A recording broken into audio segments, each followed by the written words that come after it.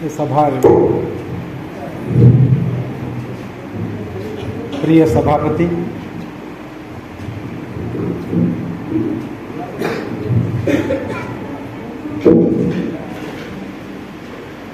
ଏବଂ ପ୍ରକାରାନ୍ତରେ ସମସ୍ତଙ୍କ ଅଲକ୍ଷ୍ୟରେ ମାନି ଆସିଥିବା ମୋର ଅଭିଭାବକ ମୋତେ ଆଜୀବନ ଉପଦେଶ ଦେଇ ଚାଲିଥିବା ଏ ଅଞ୍ଚଳର ବିଧାୟକ ତଥା ପିତୃତୁଲ୍ୟ ସାର୍, ଆଜି ସଭାର ଭିତ୍ତିଭୂମି ସାଜିଥିବା ବିଦାୟୀ ଦୁଇ କର୍ମଚାରୀ, ଜଣେ ମୋ ବଡ଼ ଭାଇ କୃଷ୍ଣ ନନା ଏବଂ ଆଉ ଜଣେ ବଡ଼ ଭାଇ ଭେଙ୍କା ସାର୍। ଆଶ୍ଚର୍ଯ୍ୟ ଭାବେ ଦୁଇ ଜଣ ଯାକ ମୋ ଉପର ଶ୍ରେଣୀରେ ପଢ଼ୁଥିଲେ। ମୁଁ ଏତେ ଉଜ୍ଜଳ ଭାବରେ ଛୁଆବେଳେ ପଢ଼ୁଥିଲି ଯେ ମୋ ଜେଜେବାପା ମୋ ନାଁ ଲେଖେଇଥିଲେ 2 ବର୍ଷ ବଡ଼, ତେଣୁ ମୁଁ ଆଗେ ରିଟାୟାର କରିଯାଇଛି। ଯାହା ଖୁସି ଲାଗୁଛି ସେମାନଙ୍କୁ ଅବସର ଦେବାରେ, ଏ ସଭାରେ ମୁଁ ଆଗେ ଅବସର ନେଇଛି, ତେଣୁ ବୋଧେ ଯୋଗ୍ୟ ମୁଁ ଅବସର ଦେବାକୁ। ଏଭଳି ସଭାରେ ବିପଦ କହିବାର ମାନସିକତା ବୋଧହୁଏ ଆସେନି ଏତେ ଶୀଘ୍ର, କାରଣ ଆମେ ସମସ୍ତେ ବ୍ୟକ୍ତିଗତ ଭାବେ ଖୁବ୍ ଭାବପ୍ରବଣ ହୋଇଯାଆନ୍ତି। ମୁଁ କିନ୍ତୁ ଛୋଟିଆ ଅନୁଭୂତିରେ ମାତ୍ର କହିବି। 86 ମସିହାରେ ଭୁବନେଶ୍ୱରର ଗଣ୍ଡମୁଣ୍ଡା ଏରିଆ, ଯେଉଁଠି ସତ୍ୟସାଇ ଓମେନ୍ସ କଲେଜ ଏବେ ପ୍ରତିଷ୍ଠିତ, ଭାରି ଏବେ ଆଗେଇ ଯାଇଛି, ସେ ଜାଗାରେ ମୁଁ ଯେଉଁ ଘରେ ରହୁଥାଏ, ମୋ ପଡ଼ୋଶୀ ଘରେ ରହୁଥାଏ ରାଇମୋହନ ପରିଡ଼ା।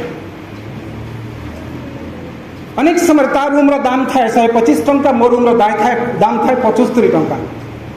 ଦୁହେଁ କାଙ୍ଗା ଏବଂ ସବୁଦିନ ଉଦାତ୍ତ କଣ୍ଠରେ କଥା କହେ ମୋତେ ରାଇମୋହନ। ଗୋଟେ ଦିନ ମୁଁ ପହଞ୍ଚିବା ପୂର୍ବର ଘଟଣା କହିଦିଏ। କାହିଁକି ଜାଣି ମାସ ତମାମ ମୁଁ ହତାଶ ଥିଲି। ମାସ ତମାମ ମୋର ପରିସ୍ଥିତି, ପରିବେଶ କିଛି ବି ଭଲ ନଥିଲା।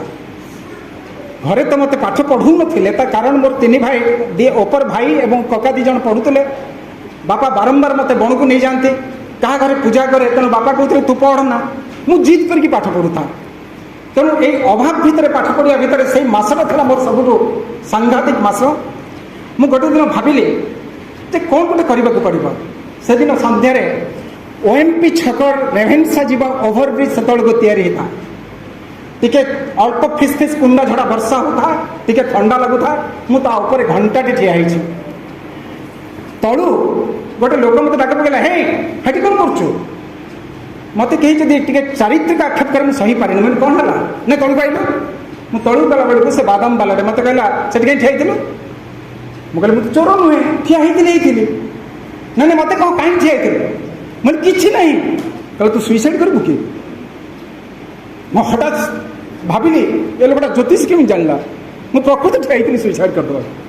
ଯେ ଟ୍ରେନ୍ ଆସିବ ତା ତଳକୁ ଡେଇଁ ପଡ଼ିବି। ମୁଁ କହିଲି ହଁ ବେକାର କଥା ତୁମେ କହୁଛ। କହିଲେ ତୁ ଜଣାଯାଉଛୁ ସେମିତିଆ। ମୁଁ ତମେ କେମିତି ଜାଣିଲ?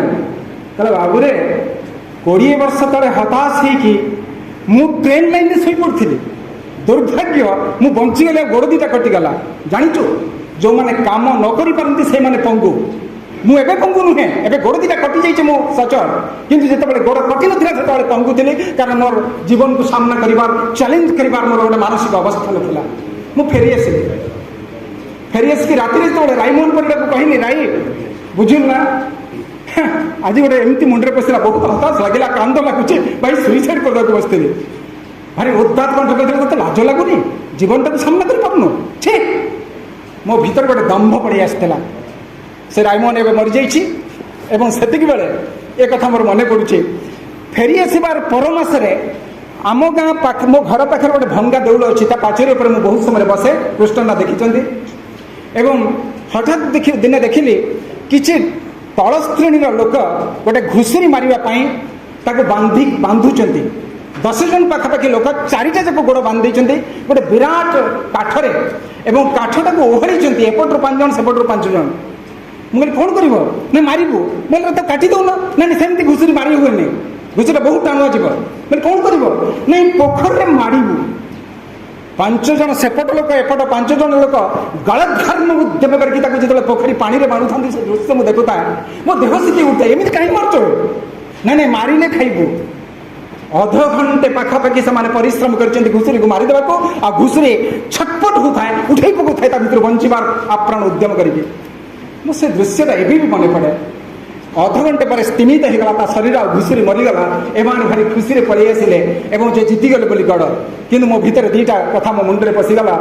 ଘୁଷୁରିର ଉଦ୍ଦାତ ଠାଣି ବଞ୍ଚିବାର ଯେଉଁ ଆକାଂକ୍ଷା, ଯେଉଁ ପ୍ରବଳ ଉଦ୍ଦାତ କାମନା, ତା ପରବର୍ଷ ବୋଧହୁଏ ଗୋଟେ ବହି, ଯେଉଁମାନେ ଇଂଲିଶ ପଢ଼ିଥିବେ ସାର୍ ବି ପଢ଼ିଥିବେ, the old man and the sea on ହେମିଙ୍ଗୱେର, ମାତ୍ର ଛୋଟିଆ ବହିଟା ନୋବେଲ ପୁରସ୍କାର ପାଇଲା। ବହୁତ ଲୋକଙ୍କୁ ପଚାରିଛି କ'ଣ ପାଇଁ ପାଇଲା? ମଣିଷ ଭିତରେ ଶତ ସଂଘାତ ସତ୍ତ୍ୱେ ବଞ୍ଚି ରହିବାର ଯେଉଁ ଔଦାତ୍ୟ କାମନା ଥାଏ ତାକୁ ପ୍ରତିଷ୍ଠା କରାହୋଇଥିଲା ସେ ବହିରେ, ଏବଂ ତାକୁ ହିଁ ସେ ଘୁଷୁରି ବି ପ୍ରଚେଷ୍ଟା କରିକି ମୋତେ ଶିଖେଇଦେଲା। ତାପରେ ବୋଧେ ମୁଁ କେବେ ଦବି ଯାଏନି, ଯାହା ଦବିଥିଲି 2018 ମସିହାରେ ଯେତେବେଳେ ମହେଶ ସାର୍ ଯେଉଁ କଥା କହିଲେ, ଆମେ ରାଧାକୃଷ୍ଣ ଆଚାର୍ଯ୍ୟ ମୋ ବଡ଼ ଭାଇ, ମାମୁଁ ପୁଅ ବଡ଼ ଭାଇଙ୍କ ଘରକୁ ଯାଇଥିଲୁ। ସେତେବେଳେ ମୋତେ ମହେଶ ସାର୍ ମୋ ପଛରୁ ଚିପି ଦେଇଥିଲେ, ଶିପୁ ସାର୍ ମୋତେ ଛାଡ଼ି ଦେଇଥିଲେ। ଏ ଲୋକ ଆଉ କେଇଟା ଦିନ ବଞ୍ଚିବ? ପୁରା ଶରୀରଟା ଖୋଳା ପଡ଼ିଯାଇଥାଏ ଏବଂ ଆମେ ଭାବୁଥାଉ ବହୁତ ଆଉ 2-4 ଦିନ ବଞ୍ଚିବ। ମୋ ବଡ଼ ଭାଇଟା ଯାହା ସାର୍ଟ ପିନ୍ଧିକି ମୁଁ ମଣିଷ ହେଇଛି, ଯାହା ପାଖକୁ ଯାହା କଲମ ନେଇକି ମୁଁ ପାଠ ପଢ଼ିଛି, ଯାହାର ଖାତାପତ୍ର ନେଇକି ମୁଁ ମଣିଷ ହେଇଛି, ସେ ଆଉ ମୋରି ଆଗରେ କେତେ ଦିନ ପରେ ଚାଲିଯିବ। କିନ୍ତୁ ମୋତେ ଲାଗୁଥାଏ ବୋଧେ କିଛି ବଦଳିଯିବ। ଦିନେ ଆସିଲି, କହିଲି କୃଷ୍ଣନା ମୁଁ ଗୋଟେ ବେଲଗଛ ଘରୁ ଆଣିଛି, ଏଠି ଲଗେଇ ଦିଅ ନା। ବେଲଗଛ ଲଗେଇଲେ କୁଆଡ଼େ ଶୁଭ ହେଇଯାଏ। କୃଷ୍ଣନା ବେଲଗଛଟା ଲଗେଇଲେ। ତା 7 ଦିନ ପରେ ଦେଖିଲା ବେଳକୁ ବେଲଗଛଟା ସଠିକ୍ ହେଇକି ତା ପତ୍ର ଶାଖା ବେଲପତ୍ର ବାହାରିଛି। ମାନେ କୃଷ୍ଣନା ତମ ଦେହ ଭଲ ହେଇଯିବ। ତାପରେ ବାରମ୍ବାର ଲକ୍ଷ୍ୟ କଲି କୃଷ୍ଣନା ଭଲ ହେଇଯାଉଛନ୍ତି। ଭଲ ହେଇକି ଚାଲିଲେ, କ୍ଲାସ୍ ଆସିଲେ, କ୍ଲାସ୍ ନେଲେ ଏବଂ ମୋତେ ଗୋଟେ ଦିନ କହିଲେ, ତୁ କ'ଣ ଚାହୁଁଛୁ ମୁଁ ପ୍ରିନ୍ସିପାଲ ହୁଏନି? ମୁଁ କହିଲି ମୁଁ କାହିଁକି ଚାହିଁବି? ମୁଁ ତ ଚାହୁଁଛି ଏଠି ସମସ୍ତେ ଥରେ ଥରେ ପ୍ରିନ୍ସିପାଲ ହୁଅନ୍ତୁ, ସମସ୍ତେ ଥରେ ଥରେ କ୍ୟାପ୍ଟେନ୍ ହୁଅନ୍ତୁ, ଜାଣନ୍ତୁ ଯେ ଅନ୍ୟମାନଙ୍କୁ ଆଗଭର କରିକି କାମ କରିବାର ତରିକା କେମିତି କରାଯାଏ, କେମିତି କଲେଜକୁ ଆଗେଇ ନେବାକୁ ପଡ଼େ, ନିଜ ଦାୟିତ୍ୱ କାନ୍ଧକୁ ନିଅନ୍ତୁ। ମୁଁ କାହିଁକି ଚାହିଁବି ତମେ ହୁଅନା ବୋଲି? ତେଣୁ ତାଙ୍କ ପାଖରୁ ଶିଖିଥିଲେ ଏ ଅଦମ୍ୟ ବଞ୍ଚି ରହିବାର ପ୍ରଣାଳୀ। ଆଜି ତାଙ୍କର ବିଦାୟ ଅବସରରେ ଅନ୍ତତଃ ନମସ୍କାର ଜଣାଉଛି ତାଙ୍କୁ। ସେ ଏ ପ୍ରକାର ଗୋଟାଏ ଦୃଢ଼ ମାନସିକତାକୁ ଆମ ଆଗରେ ପ୍ରତିଷ୍ଠିତ କରିପାରିଲେ ଯେ ହାରିବା ତମ ଭାଗ୍ୟରେ ନାହିଁ, ତମକୁ ଜିତିବାକୁ ପଡ଼ିବ। ଦ୍ୱିତୀୟ କଥା, ସେଇଦିନ କିନ୍ତୁ ମୋତେ ସବୁଠୁ ବେଶୀ ଯାହା ବାଧିଥିଲା ତାହା ହେଉଛି ସେଇ ଯେଉଁ ତଳ ଶ୍ରେଣୀର ଲୋକମାନଙ୍କର ଅନାଦର୍ଶ ମଣିଷତ୍ୱ। ସେମାନେ ମାଡ଼ି ଦେଉଥିଲେ ଘୁଷୁରିଟାକୁ ଅଧଘଣ୍ଟେ କାଳ, ଯାହା ଆଜି ଅନେକ ସ୍ଥାନରେ ପ୍ରତି ଦେଖାଯାଉଛି। ଅନାଦର୍ଶ, ଅନୈତିକତା, ଅମାନବିକତା ଇଏ ସତରେ ଯେମିତି ଆଭୂଷଣ ହେଇଗଲାଣି ଲୋକମାନଙ୍କର। ଏବଂ ସବୁଠୁ ବେଶୀ ଦୁଃଖର କଥା, ଯେମିତି ଗୋଟେ ଡାକ୍ତରଟାକୁ ଯଦି ଟିବି ହେଇଥାଏ ଯେମିତି ଖରାପ କୁହାଯିବ, ଯଦି ଶିକ୍ଷାନୁଷ୍ଠାନରେ କେହି ଅନୈତିକ ହେଇଥାଏ ତାକୁ ତ ଘୃଣା କରିବା କଥା। ସେଇ ନୈତିକତାର ଉଦାହରଣ ସାଜିଥିଲେ ମୋ ପାଇଁ ଲେଙ୍କା ସାର୍। ନା ପଇସାର ଲୋଭ ଥିଲା, ନା ଠକିବାର ଇଚ୍ଛା ଥିଲା, ନା କ୍ଲାସ୍ କଲେଜକୁ ଆସିବା ପରେ ହଠାତ୍ ଗୋଟେ ପିଲା କଥା ପଚାରିଲେ, ଏଇ ପିଲା ସାର୍ଟିଫିକେଟ୍ ନେବ, ଏ ଅମୁକ ଏଇ ପୁଅ ତ। ମୁଁ ତାଙ୍କୁ ପଚାରେ, ତା ବାପକୁ କେମିତି ଜାଣିଲ? ନା ତା ବାପା ବି ଏଠି ପଡ଼ିଥିଲା, ମୁଁ ଜାଣିଛି ତାକୁ।